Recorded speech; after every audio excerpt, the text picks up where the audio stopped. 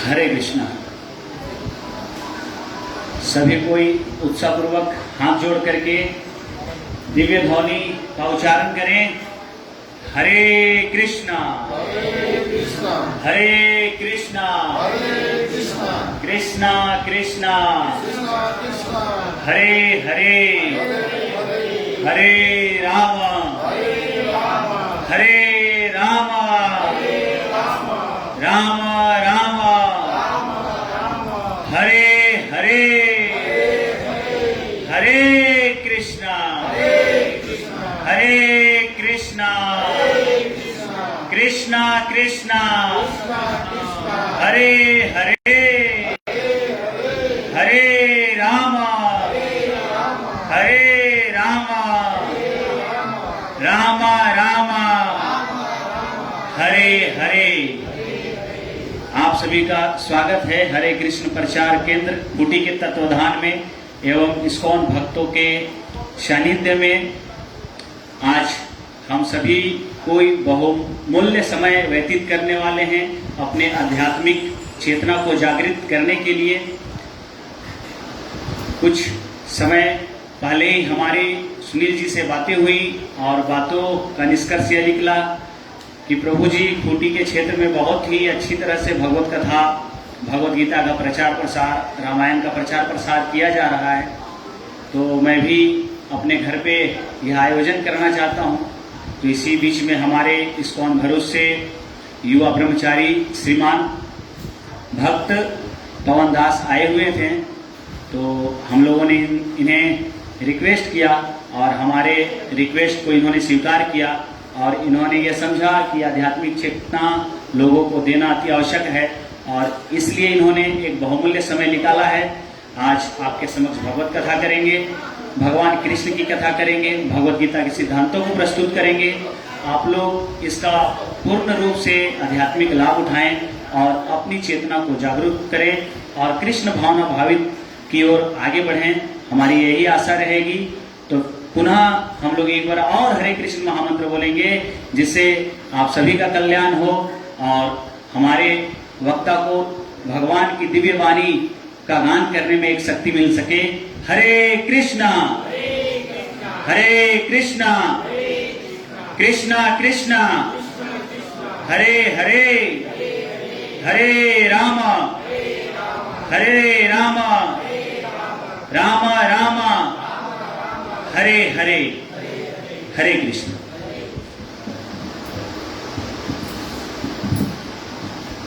ओम नमो भगवते वासुदेवाय।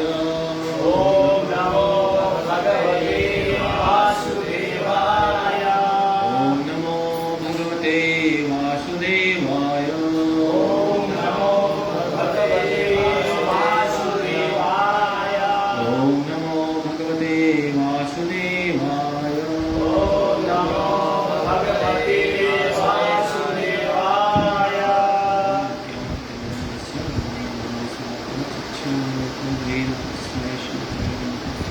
श्री चैतन्य मनोविष्णु स्थापकं येन भूतविश्वं लोकं कलामहि देहं श्रीकृष्णं विष्णु श्रीरूपं सारनाथं सारनाथं कृष्ण चैतन्य श्री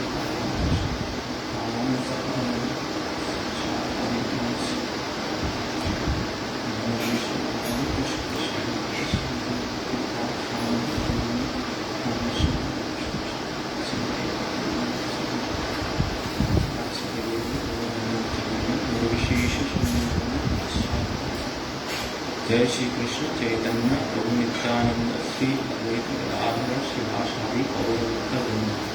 हरे कृष्ण कृष्ण कृष्ण हरे हरे हरे राम राम राम हरे हरे कृष्ण।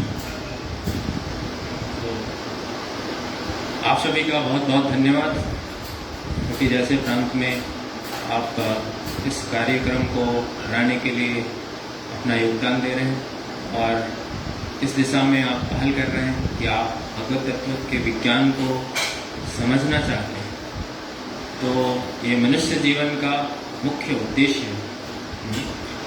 तो ये भौतिक जगत जो है वो बंधन का कारण है। बंधन का कारण इस तरह से है कि यहाँ पे हम जो है यहाँ पे आके हम निम्न योनियों में हम बहुत सारी पीड़ाओं को सहन कर रहे हैं।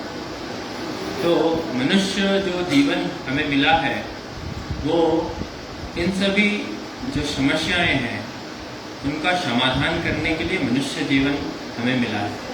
लेकिन जो पशु योनियाँ और जो भी निम्न योनियाँ हैं, कुत्ता, बिल्ली, सुअर, गधा, सांप, बिच्छू, इन सभी योनियों में ये बंधन जो है उससे बाहर निकलने के लिए कोई भी साधन नहीं है। तो मनुष्य योनि जो मिला है हमें वो इस चेतना को विकसित करने के लिए मिला है कि हम इन सभी जो हमारी समस्याएं हैं उनका समाधान कैसे हो। तो बाकी पशु योनि जो भी हैं वो अपने प्रकृति के नियमों पे बंधे हुए हैं और उनसे उनको स्वतंत्रता मिलना तो वो उनके लिए संभव नहीं। लेकिन हमें मनुष्य योनि मिला है तो हम इस तत्व के बारे में जिज्ञासा कर सकते हैं। तो मनुष्य और पशु हितोपनिषद में एक श्लोक आता है जो कि सामान्य ज्ञान बता सकते हैं। इसमें बताया गया है कि आहार निद्रा भय मैथुनम च समान एतत् पशु भी नारायणम।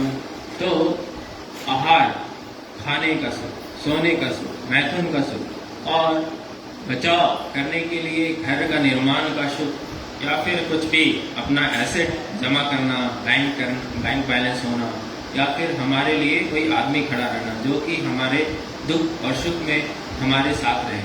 तो ये चार चीज जो है वो वहाँ पे हितोपनिषद में बताया गया है जो कि धर्मशास्त्र है, जहाँ पे बताया गया है कि ये चार चीजें जो है मुख्यतः मनुष्य और पशु में भी है। तो यहाँ पे हमें ये क्लियर पता चल रहा है कि खाने का सुख, सोने का सुख, ये सभी सुख जो हैं, चार प्रकार के सुख जो हैं वो मनुष्य और पशु को दोनों को दिया गया। लेकिन मनुष्य जो है वो इन सभी जो वृत्तियां हैं उससे वो तो करना ही है, क्योंकि हमें ये मनुष्य शरीर मिला है और हम देहधारी हैं। तो हमारी ये आवश्यकता है, खाना है, सोना है, तब हमें शक्ति मिलेगी, राइट। तो ये कार्य तो करना ही है। लेकिन मनुष्य योनि जो है वो हमें बहुत ही विकसित चेतना के साथ मिला है। तो इस विकसित चेतना का हमें दुरुपयोग करने से बचना चाहिए। तो भगवान ने जो बताया है कि मुख्य समस्याएं जो है उसका समाधान में ये मनुष्य जीवन जो है लगना चाहिए।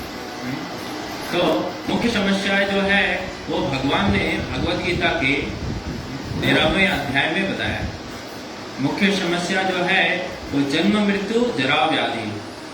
जन्म है, मृत्यु है, बीमारी है और बुढ़ापा है। तो ये मुख्य समस्या है।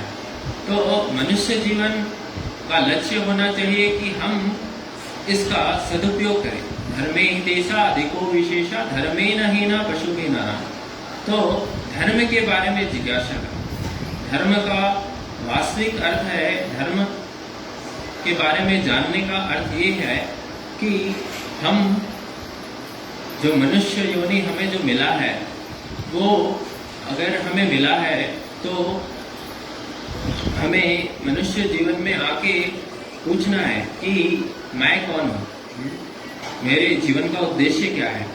अच्छे लोगों के साथ बुरा क्यों होता है, बुरे लोगों के साथ अच्छा क्यों होता है। कोई जन्म से, है ना, जन्म से वो लंगड़ा है, अंधा है, तो इन सभी के पीछे कारण क्या है।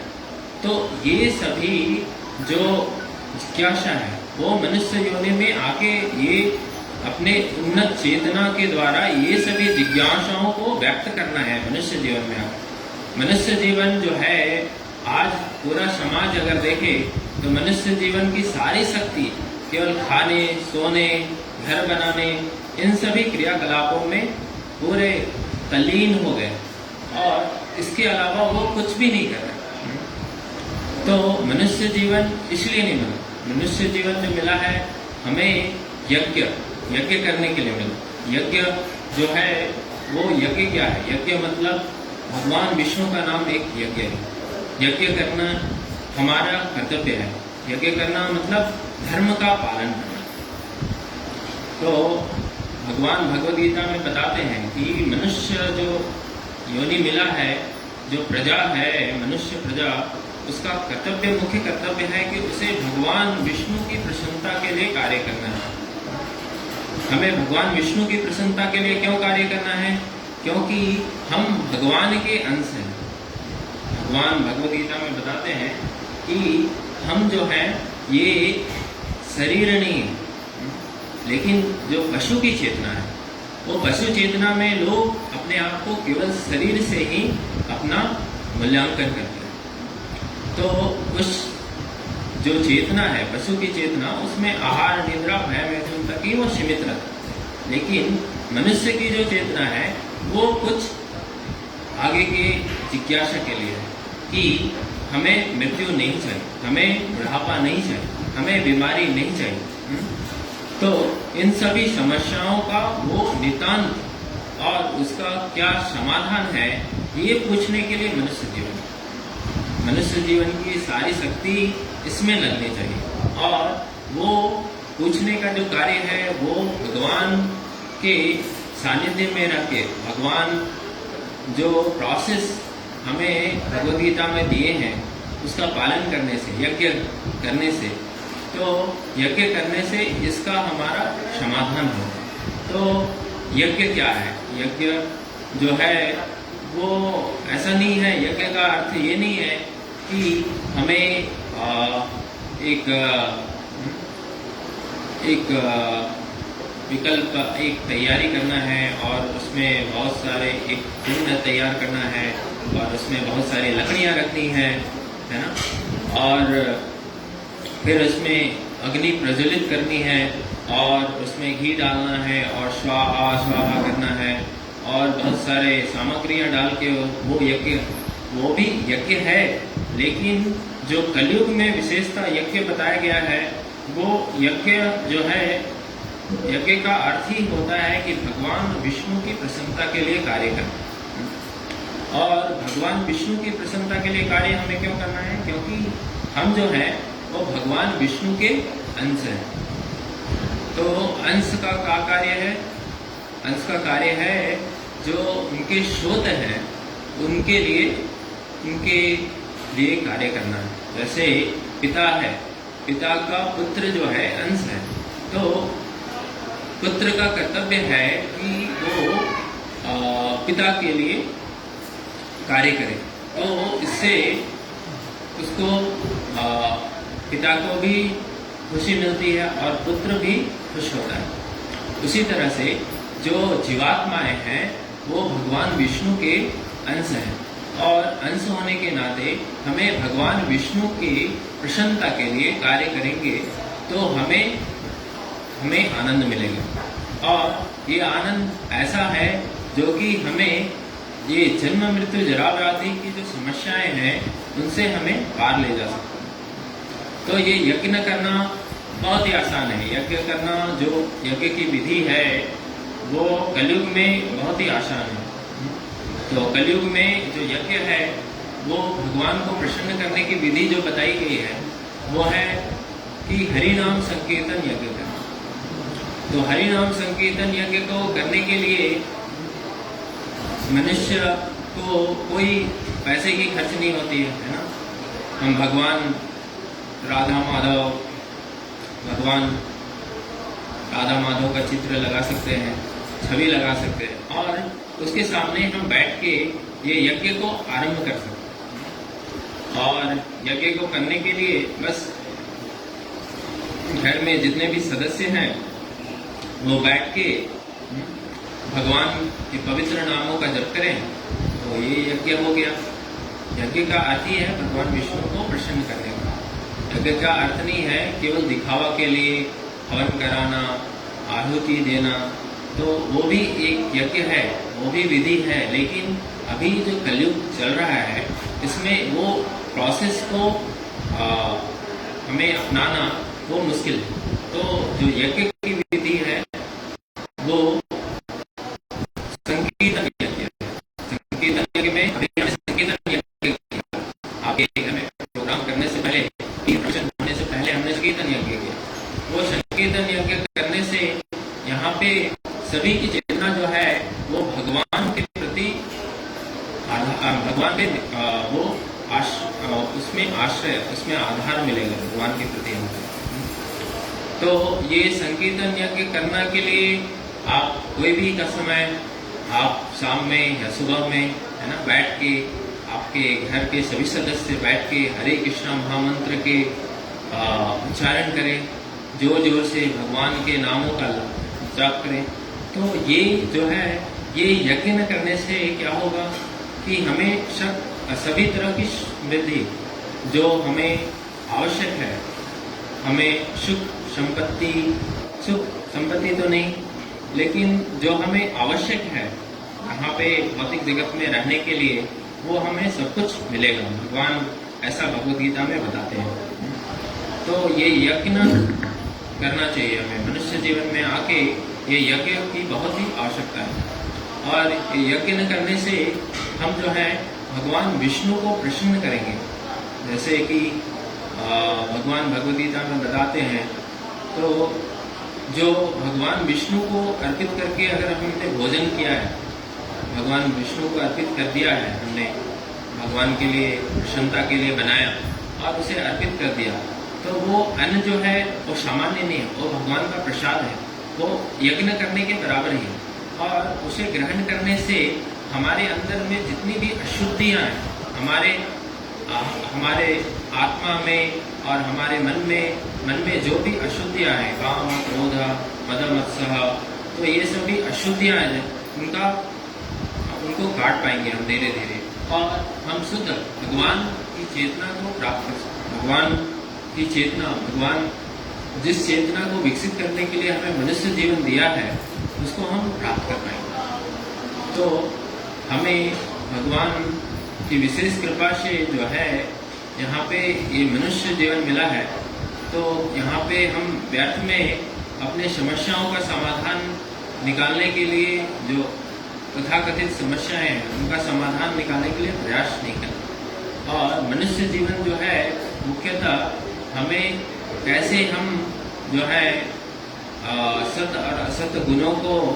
स्वीकार करने से, और हम भगवान का कार्य नहीं करते हैं, तो यज्ञ के लिए अगर हम कार्य नहीं करते हैं, भगवान विष्णु के लिए कार्य नहीं करते हैं, और जो भी कार्य करते हैं वो हमें कर्म बंधन में बांधते, और कर्म बंधन में बांधने से क्या होता है, तो हम जैसे जैसे कर्म करेंगे उस तरह से हमें अपने कर्मों पे आधारित हमें ऊंचे और नीचे जन्म मिलेंगे। तो जो अच्छे कर्म करेंगे वो स्वर्ग को प्राप्त होंगे, और जो अच्छे और बुरे के बीच में कुछ अच्छा कुछ बुरा किया, तो वैसे लोग जो हैं, तो वो लोग जो हैं वो यहाँ पे ही रह जाएंगे, और जो निम्न जघन्य कार्य करते हैं वो निम्न लोगों को जाते हैं। लेकिन जो भगवान विष्णु के लिए कार्य किया जाता है, जैसे कि ये भी सामान्य है ना, आप अपने लिए घर में पका के खाते हैं, है ना, तो वही पकाना है, वही पकाना है, कुछ अलग विशेष नहीं पकाना है। लेकिन ये चेतना मेरा के पकाना है कि हम भगवान विष्णु को प्रसन्न करने के लिए पका रहे हैं, और भगवान विष्णु को अर्पित कर लिए हैं, तो वो यज्ञ में अर्पित है ना, भगवान विष्णु को अर्पित हो गया है, तो वो जो है वो पाप में नहीं आता है, नहीं तो पंचसूया यज्ञ बोला जाता है, क्योंकि हम जो भी कार्य करते हैं उसमें कोई ना कोई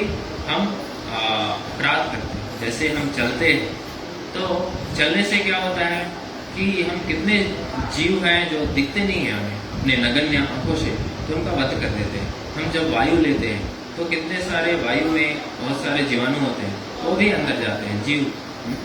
जब हम पानी पीते हैं तो पानी में भी होते हैं, जब हम झाड़ू लगाते हैं तो भी कितने मरते हैं, जब अग्नि को प्रज्वलित करते हैं, तो इन सभी से हमें पाप मिलता है।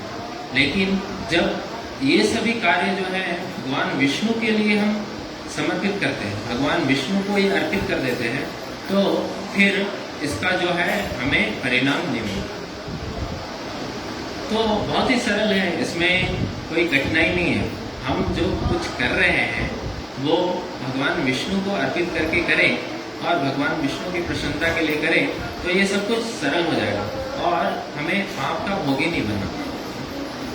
तो जो आध्यात्मिक, जो भगवान का रूल्स एंड रेगुलेशन है, उसके अनुसार अगर हम किसी चीटी का भी वध करते हैं तो हमें उतना ही अपराध लगेगा। जैसे मर्डर का केस होता है ना, किसी का मर्डर कर दिया है तो जितना हमें उससे पाप मिलता है उसी तरह से हमें चीटी को भी मारने से, क्योंकि उसमें भी आत्मा है और वो भगवान के द्वारा दिया गया है। तो अगर हम जानबूझ के किसी को मार रहे हैं और अनजाने में मार रहे हैं तो हमारा अपराध तो हो ही रहा है। तो इन सभी अपराधों से हम कैसे बच सकते हैं? जीवन जीने के लिए तो ऐसे अपराध होते रहते हैं। तो ऐसे अपराधों से बचने के लिए ही हमें भगवान विष्णु की भक्ति करना है। तो मनुष्य जीवन जो है हमें व्यर्थ गंवाना नहीं चाहिए और इसका वास्तविक उपयोग करते हुए भगवान विष्णु की भक्ति में हमें लगाना चाहिए।